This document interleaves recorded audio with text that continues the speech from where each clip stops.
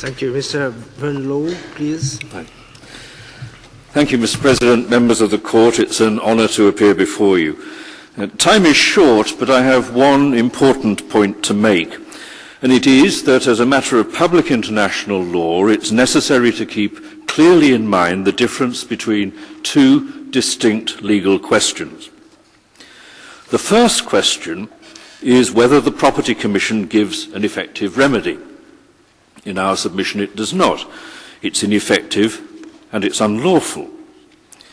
But in any event, that question is different from the second question, which is whether the applicants must go to the Property Commission before they can make a claim in this court. There is clearly no duty to exhaust ineffective remedies, but as a matter of international law, there is not in every case a duty to exhaust even remedies that are effective. And the reference to international law is mandatory. Article 35 of the Constitution stipulates that the court may only deal with the matter after all domestic remedies have been exhausted according to the generally recognized rules of international law. Well, the respondent conflates the question first, whether the Property Commission is an effective remedy, with the second question, whether the respondent has the right under international law to compel applicants to go to the Commission before they may bring a claim to this court. And to that second question, on which the respondent's memorial is as silent as was Sir Michael's submission this morning, the Republic's answer is no.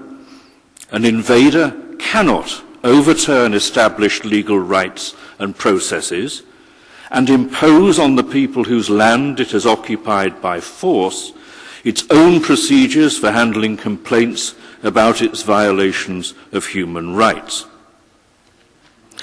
The duty to exhaust local remedies arises when a state treats an individual in a manner that violates international law, typically by state officials doing something within the territory of the state to an individual who lives there or who has chosen to travel there. And that well-established rule of international law is appropriate and fair. It gives the state where the alleged wrong occurred the opportunity to put things right. The official's superiors may deplore what was done and may wish to remedy the harm. Where a person chooses to put himself under the protection of the laws and the authorities of a state, by residing in its territory or by travelling to it, he should give that state the opportunity to make its protection effective by remedying any wrong that it has done to him.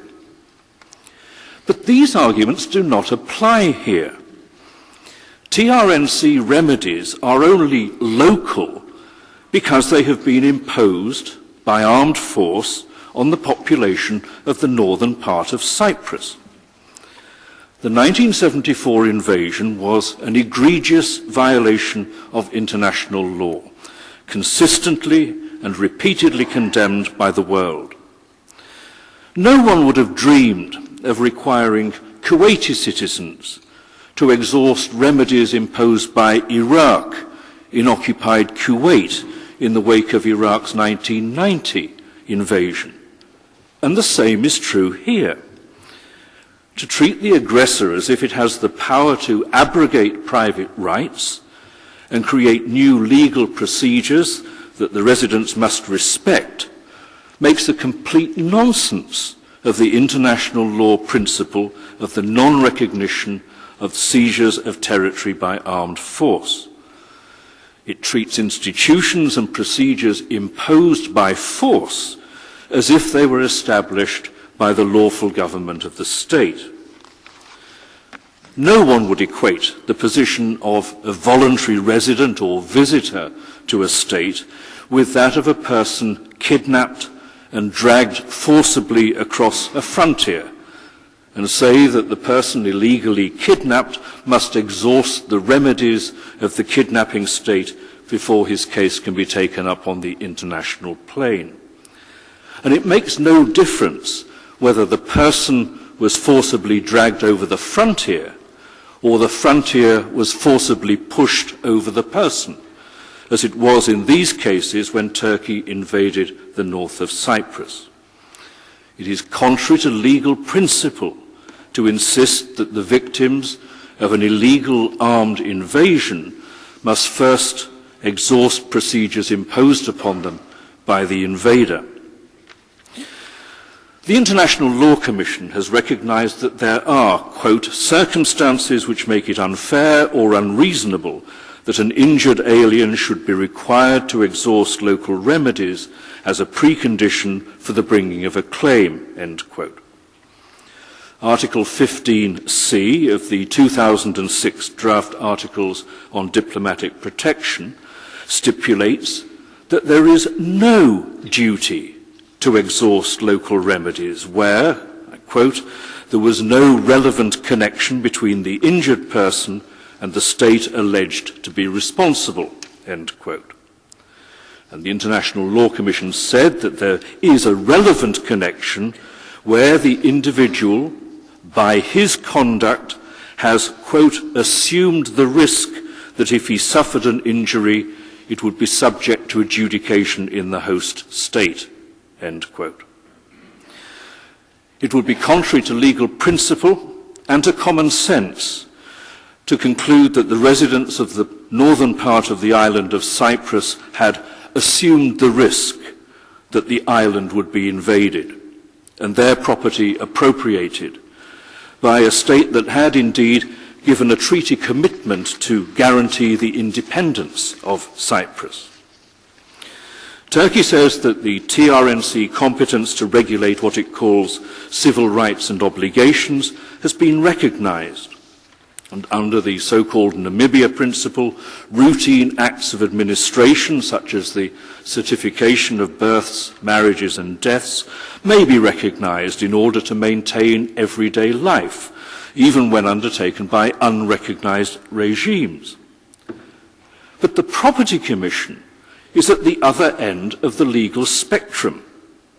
Its business is not the routine events of everyday life, but rather the determination of challenges to the large-scale taking of the property of foreign citizens in the territory of a foreign state in violation of the Convention and of international law.